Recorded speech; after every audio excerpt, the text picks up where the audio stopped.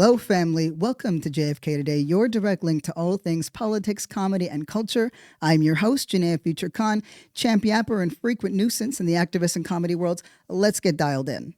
So, what the FERC just happened, right? I've had now a few hours to unpack the results of this election, to digest some thoughts, to see some of the arguments out there, and we have got our work cut out for us. This is about to be a hit. But before we jump in, I just want to give a shout out to the surge of new listeners out there. Hi, family, and welcome home. This is about to be a ride. Okay, so I did want to say I listened to Kamala Harris, right, on her concession speech. And she was emotional. And I'll just say this, right? We're going to talk about how the campaign went, but it takes guts to lose in front of the entire world and still get up and offer some hope for the next generation to hold on to. Kudos to her for that, right? The campaign is a different conversation. And, well, it's about time we got into that. But since it's not going to be a good time, it's always a good time here, since it didn't go the way we wanted, I thought, let me just name a couple of wins. And my goodness, I had to scour the internet for them. But 7 out of 10 states managed to write in new protections for abortion. 5 even went so far as to codify them. That is important. Rashida Tlaib, right, our Palestinian hero in the House, won her seat back in Michigan. Rep. Rashida lives on. Ilhan Omar, same thing in Minneapolis. This is a big deal. There's been very, what is it, the word? I wanted to say concentrated, but I really want orchestrated attacks against members of the squad. PACs like AIPAC have gone after Cori Bush. They went after Bowman, and they were successful in that. So when these folks survive, especially with where we're headed, right, that is an objectively good thing. That matters. Bernie Sanders, the OG of OGs, the man in the chair, also maintained his senator's seat in Vermont. Always happy to see him. Okay, now we need to get into what just happened. Here are the facts. This was a clean sweep. The GOP controls the presidency, the Senate, and the Supreme Court, right? We're about to be in the throes of a mega superpower trifecta. So what about the House, right? As of now, ballots are still trickling in through California. Sometimes that can go on for days or weeks, but I will say it's not looking good. It's very likely that the Dems lost the House as well, which means Republicans will have complete control of Washington. Just before, though, we get into that, I'm like, California, what is going on here? Like, we voted to keep slavery in prisons, but no rent control? No rent control, but slavery in prisons. That's where we're at in California. All right, just here we go. If the Republicans have an absolute clean sweep, right, which we're heading towards that right now. No matter how you look at it, no matter where you stand politically, across the left, this is a stunning loss for the Democrats, and the implications of this moment on us are breathtaking. Like, I feel some kind of way about this, okay? I'm not a Dem, but I have secondhand embarrassment from this. Like, I am not okay with being beaten this soundly by white people. I don't feel right about that. The cosmic balance is off. Like, I feel like how white people must have felt when OJ got off the hook. Okay. Okay. Like, we needed a racial reckoning, but not like this. Like, this has me stressed out. I feel about uneducated white Trump voters the way their ancestors must have felt about black people in schools. You know, like, damn, we never should have let them niggas learn how to read. Like, because now look at them go. Look at them go. They're off. Never catching us again. Ah, yeah. All right. Back to the brass tacks. back to the brass tacks. I want to preface this episode with a very basic and important fact. Big money in politics has corrupted the democratic process beyond recognition, right?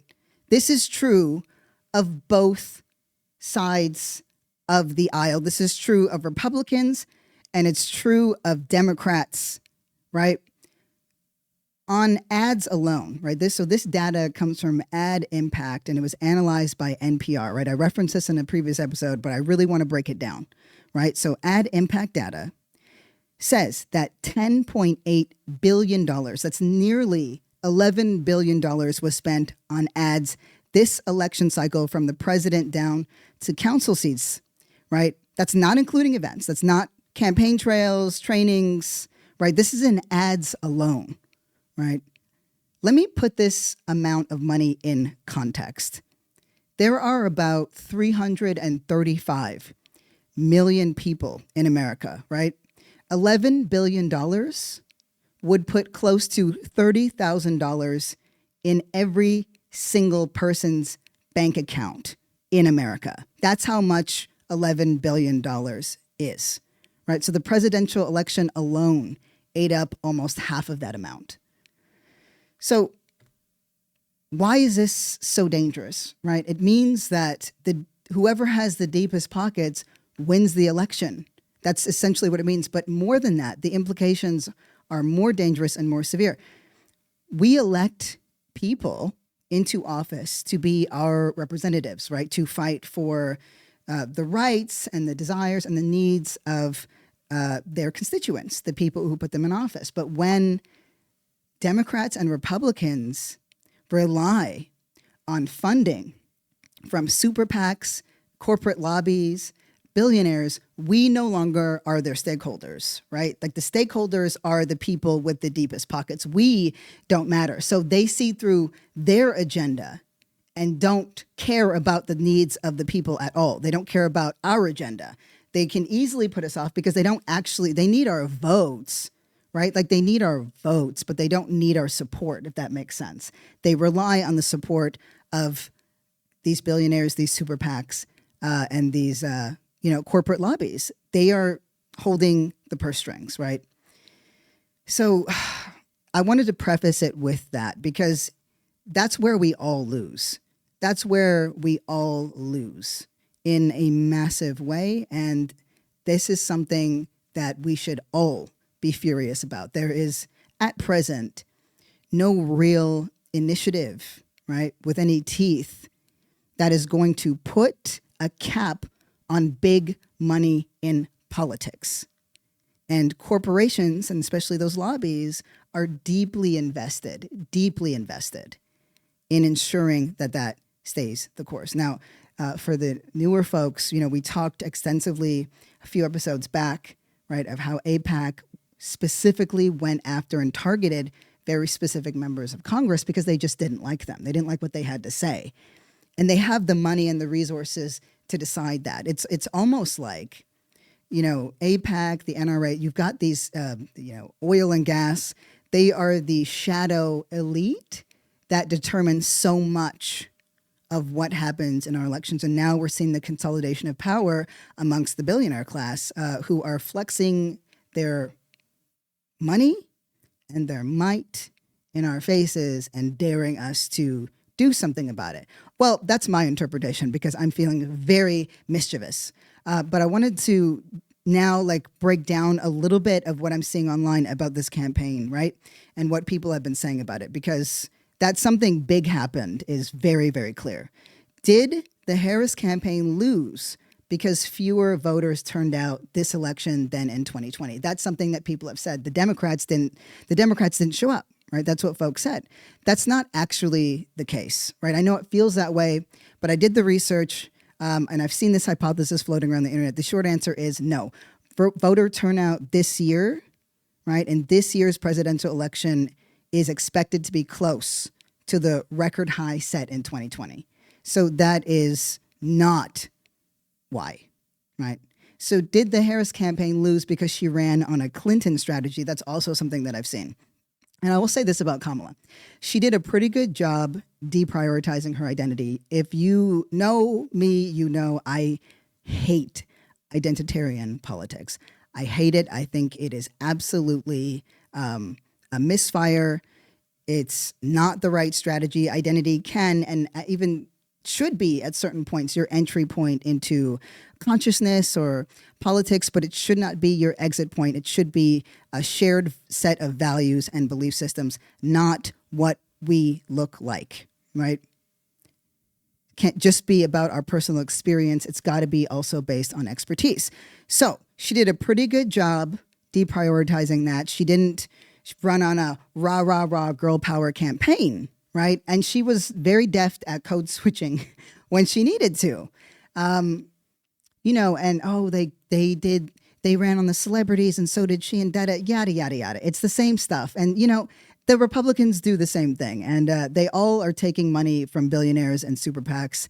It is a corruption that is a problem across the board in Congress. But what Kamala Harris and Hillary Clinton did share is part of a message box, right? They both ran a campaign against Donald Trump as a danger to democracy versus their vision of change. What they promised was a kind of sameness, right? And they're both being criticized for that.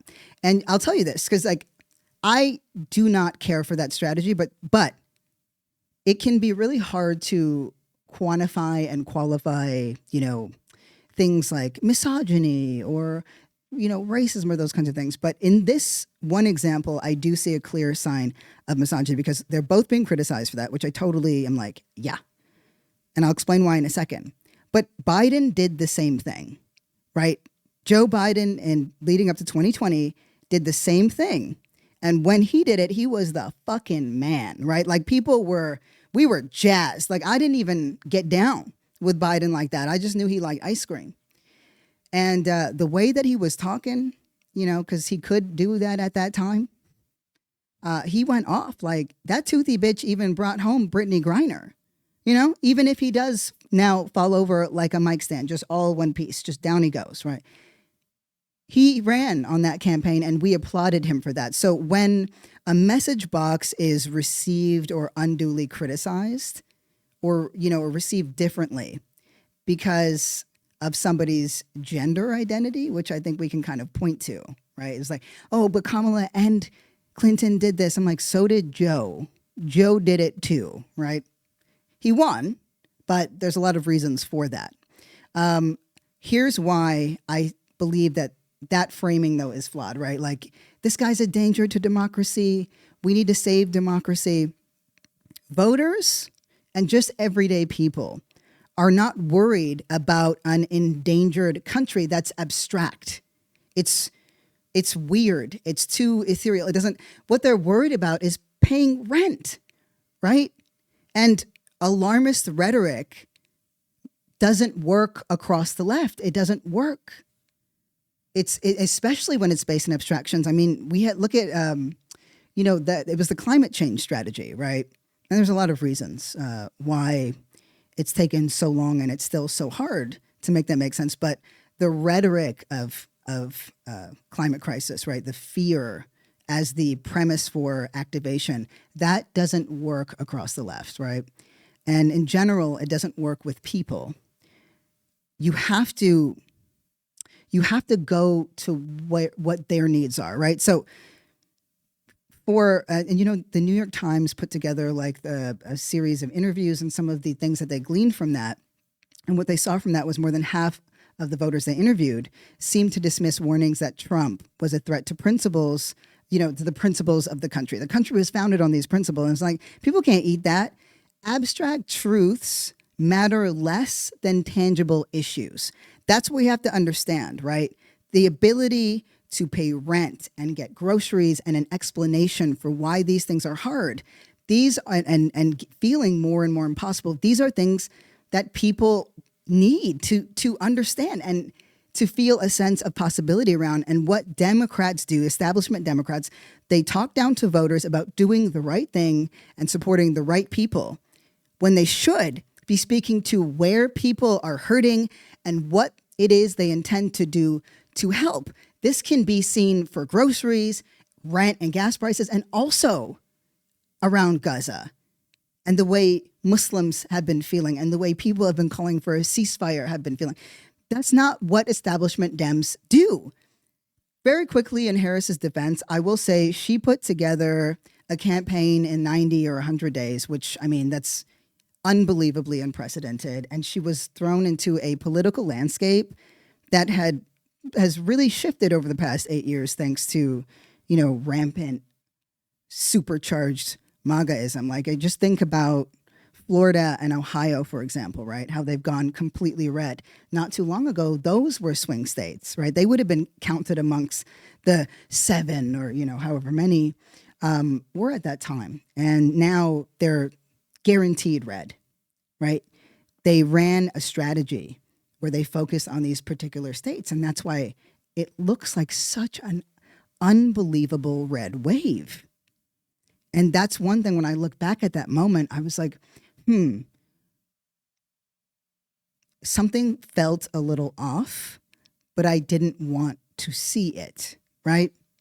Now, if Kamala had all the days that everybody else has, I don't know that it would have changed the outcome, because the strategy, the approach, that's the root issue.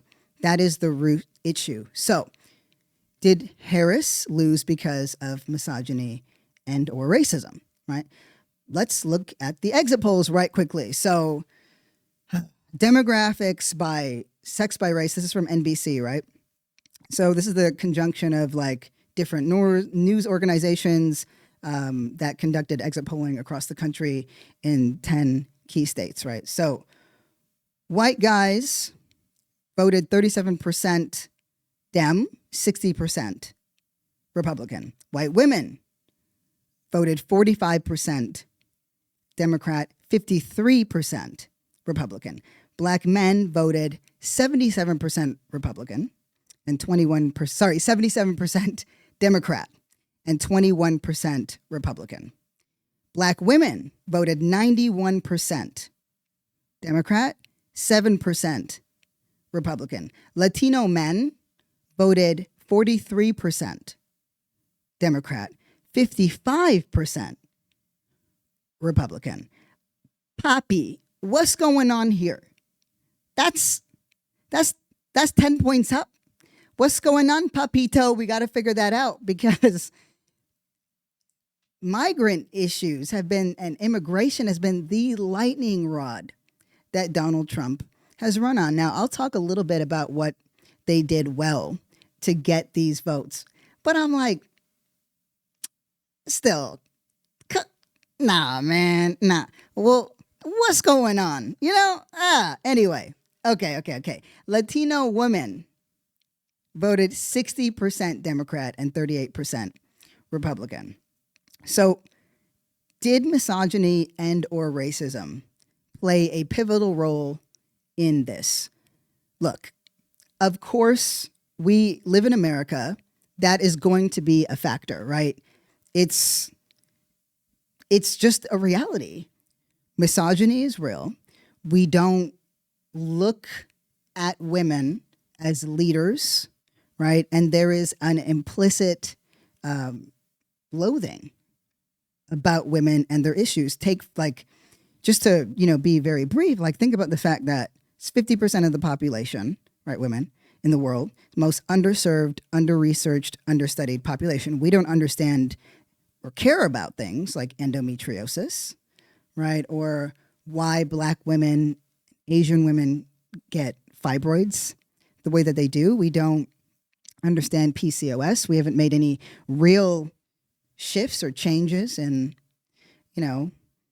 birth control, or we just like, it's so hard to even quantify the way misogyny works, but I'll say this, like, one thing that the logic of autocracy and fascism understands is that if you control women, you control the country. And I think that even across the left, we have sidelined women for, to prioritize what was assumed to be more marginalized identities. And that's where I have a bone to pick with the trans community. You know, that's another episode that I've done. I was about to get into it and I was like, I'll just say this. I think that the framing of like, there's this like unique pain and unique struggle and we're the canaries in the mine thing is bullshit. Women's rights and women's issues can fold in trans rights and often do, but it doesn't work the other way around. And I think one of the things I'm hoping we take away from this is understanding that we lost trans rights when we lost abortion rights, because that was body autonomy, right? But it wasn't the issue at the time. But that's neither here nor there, right? So my point is, like, of course, racism plays a role in this. And of course, misogyny plays a role in this. It's just very hard to quantify to what extent, because people said online that, okay, well, there was less voter turnout for Kamala Harris, and that it makes it clear that she was not supported as much because she's a black woman, but they're pretty on par, right? Now, why did so many white guys vote for Trump, right? I've seen a lot of people say, you know, America is a racist place and those kinds of things. And those things are not wrong. It's institutionalized, it's invisibilized. But I do think, like, there is absolutely a racial divide in America. And the GOP has capitalized on that. They run on that. They rely on that. All throughout the 90s, black folks were the lightning rod issue that Democrats, and particularly the Clinton administration, used to shift center right. That's the legacy whose long shadow we're still living under, right? And Democrats do not correct. They don't go, oh, we went right. We went a little too far. Maybe we should go back a bit. No, it just keeps inching, sometimes leaping, and looking more and more like a Republican strategy and like conservative moderate, or just straight up Republican, depending on the issue, right? And we know that there is a racist subset of people, they're very open about it, they're very proud, who vote for Donald Trump. But the idea, right, that most Trump supporters are just, and voters are just avowed racists, it rings hollow to me. Not because I'm like, oh, it's no way it can be true. It's not that. It's just because I care about winnable arguments, and I care about what I have agency over, and I care about that for us. And I think it's more complicated than that. Like, this is the problem. It's like the thing that's true, and on one hand, it's like, okay, affirming. On the other hand, it's infuriating, which is to try to single out one reason for why things unfolded the way they did is too myopic. You'll miss the forest for the trees, right? And we actually can't. We actually can't afford to do that. But there is one thing that's really important that's being missed, right? Around these Trump voters. Because remember, I've been talking extensively about the dude bro scene. You think about the guys who got shutted out. Theo Vaughn, Andrew Schultz didn't get shutted out. I hope he's upset about that. But he's a comedian too. Nelk boys like, Tony Hinchcliffe, who made that joke about Puerto Rico. All of these guys, right? Dana White, Joe Rogan, they all have relationships with like black people, a lot of black people, because black people are like the funniest people, right? Because we're just natural roasters. We're just like, we just talk shit. Like, there was a girl in my high school, and when she would take her braids out, she had a small afro, and she would tie the front down, right? And then her nickname was Raccoon, because when she tied the front down, her hair looked like a raccoon back. And so every time she came around, people would go, scritch, scritch, scritch, scritch, like, we're just natural roasters. And so it's very hard to quantify that thing very easily and say, oh, well, they're just racist and that's just it. But there's a frame that is important here that I do think is being missed, something that is quantifiable, right? When we think of bias, we think of it in the negative, right? We think, oh, it's because you dislike or you hate those people, but it actually works as a two-way street, right? So imagine that I'm a white guy hiring somebody for a position, right? I do a bunch of interviews, and in my brain, I'm like a good person. I know all kinds of people, right? I do regular work. I'm just a regular person.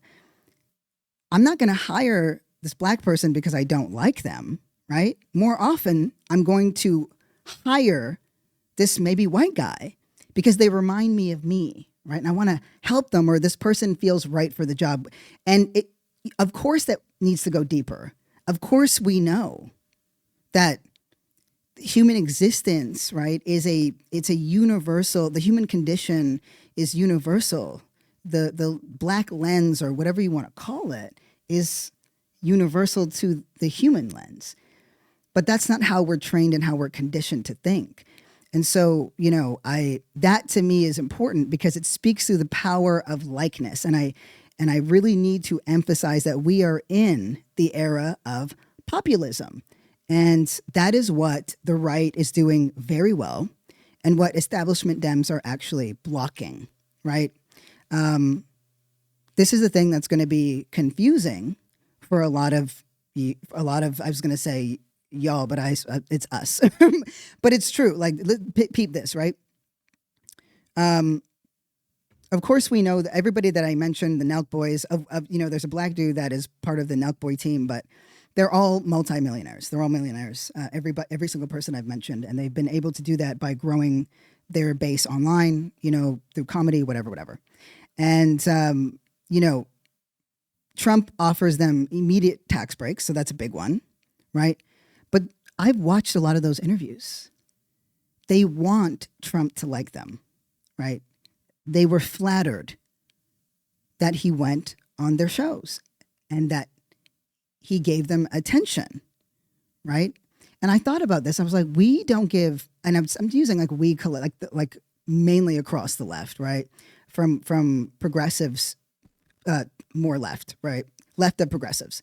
We don't give a damn whether Kamala likes any of us or not. And I don't know that most people like Kamala, right? The vote was strategic for those who did. And for the record, I've looked at the numbers. We did not lose because of third-party votes. Those votes could not have covered the spread. The gaps were too big. And that is because of the Democratic Party, which I'm about to get into. But in the age of, I'm not sure of the significance of this yet. I'm bringing this up because it's something my brain is telling me is very important, right? Because these guys, they feel the same way about Musk. They literally look up to Musk and Trump as something powerful, something that they want to embody. That is something that we don't have. We don't have a champion. And either we need to reframe our understanding of champion, or we need to change the script. That's a takeaway for now. I'm sitting with it. So the last question, right? Was the Harris campaign doomed from the start? Was the Harris campaign doomed from the start? And this is the thing. The Democratic establishment is so estranged from their base, right? That's all of us. Because they run on a center-right strategy. And without question, this is a losing strategy.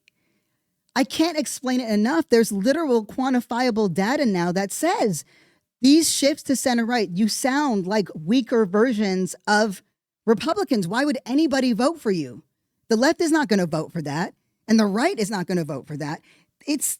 It's why these things feel so close all the time. They shouldn't be, and they don't need to be. Like the hard shift to center right on immigration, right? Kamala Harris saying over and over again that the U.S. is the most lethal military in the world, right? Absolutely not engaging with the ceasefire base, right?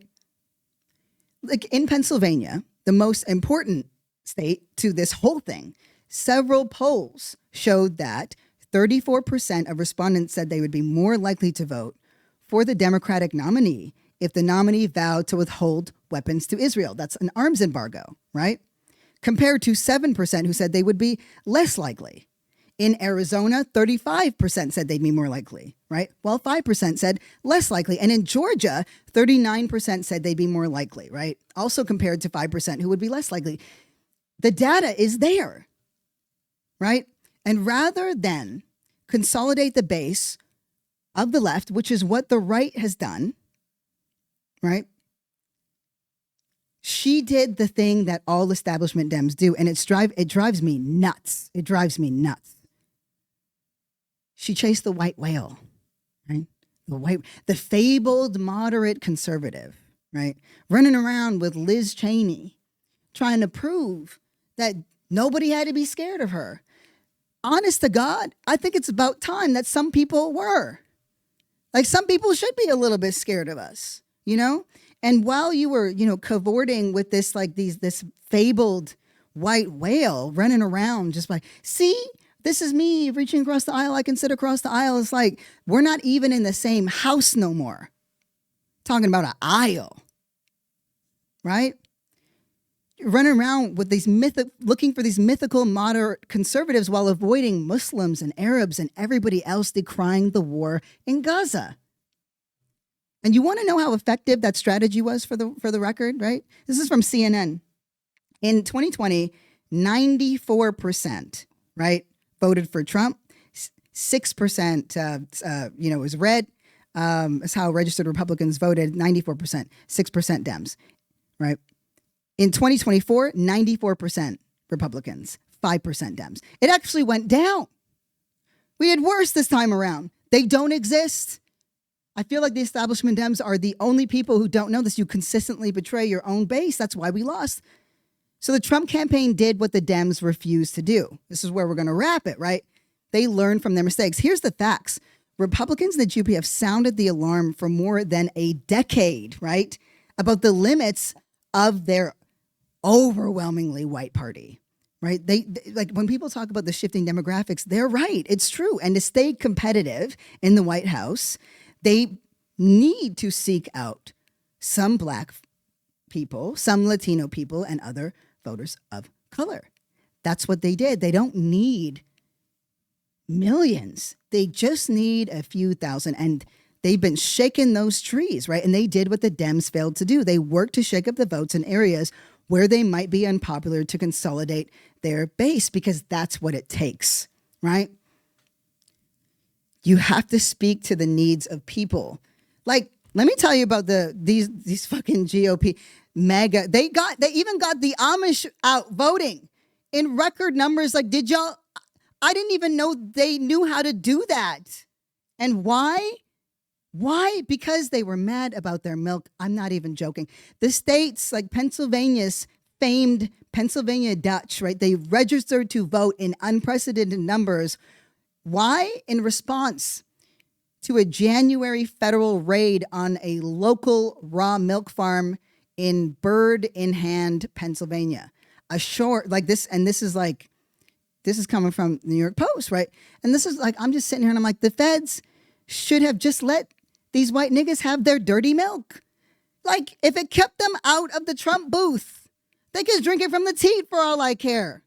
Anyway, in conclusion, there are numerous factors as to like why this happened, and I'm still wrapping my head around it and still trying to work out all the kinks. And, I'm in this with you, but the only takeaway that matters, right, in all of this, right, because we want to focus on the race. We want to focus on gender. We want to focus on class. We want to focus on who is educated, who is non-educated, this, that, and the other. The only takeaway that matters, right, in this massive wave of like the mobilizing manosphere, right, and the ways that even you're a regular guy, if you're a Gen Z or younger millennial, you could like weightlifting or you could like basketball or whatever. And if you're online, you're going to get some kind of red pilling. Right? So the only thing that we need to take away from all of this is that we were out organized. That's it. That's the only conclusion that matters. We were out organized. And you know what? It happens sometimes. I'm looking forward to getting, my hands all up in this, because I don't take getting out organized well. Like, I don't work that way. So we have our work cut out for us, but man, am I ready for a fight? I'm so here for our villain era. I'm so tired of we have to be the, no, we don't. No, we don't. You know what I like? People with fucking opinions, people with positions, assertion. We take a stance and we fight for it. And I'm not interested in being likable. I'm interested in winning. I care about you guys liking me though, if I'm being honest. But anyway, seems about time to hit the VMs for that question of the day. Hello, my name is Rosie, and I have a question. I have been an avid reader for a long time, and I haven't found recently books that have really grabbed my interest. My interests are in sci-fi and also mysteries. The only book that I have read recently is that one by Paola Ramos, who speaks about the differences or why the Latinos are turning to Republicans instead of their Democratic roots. And that has been interesting to me. It has shown a lot of historical facts. So if anybody knows about a good book, sci-fi or mystery, please let us know. All right. Thanks, Rosie. I learned actually that Rosie is like 86, which is incredible. We are everywhere. Anyway, I can scratch two itches at once, both the sci-fi and the mystery. Emily St. John Mandel, a Canadian, a fellow Canuck, but a phenomenal writer. The Glass Hotel and The Sea of Tranquility is a great place to start. She is such a good writer. Anyway, that's about it, y'all. We have more to say and more to do, but I'm with you. We are in this together. Best believe, and I'm going to tell you something. It's going to be a wild ride, but we're going to have some fun on the way. I promise you that. I promise you that. Anyway, I just want to say thank you so much for listening to JFK Today. It means the world to me. The show really is a labor of love. New episodes drop 4 times a week. We're available everywhere podcasts are. Don't forget, I want to hear from you. Drop your voice note questions to jfktodayShow@gmail.com.